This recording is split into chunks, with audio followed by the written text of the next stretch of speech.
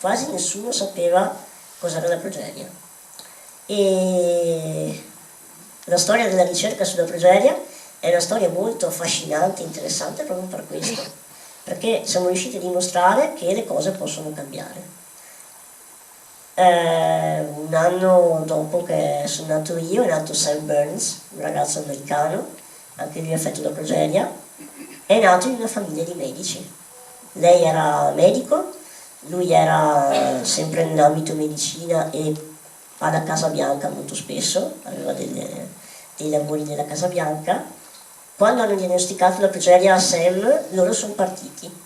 Hanno fondato la prima fondazione, la Progeria Research Foundation, che proprio con l'obiettivo di fare qualcosa, di fare ricerca, di trovare la cura.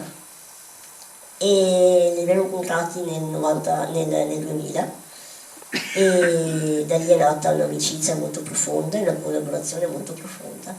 Dunque loro erano appena partiti, noi parlo sempre al plurale perché certo, i miei genitori e io, e abbiamo subito dato materiale, dunque proprio pezzi, sangue, pelle, tessuti, per fare ricerca, perché ci fosse qualcosa, e loro hanno fatto quello che sembrava un miracolo scientifico, anzi secondo me lo è esattamente.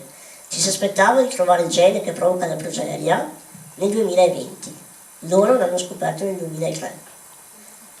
Per darvi l'idea di cosa è stato, nel 2000 c'è stato il primo sequenziamento del genoma umano e nemmeno completo.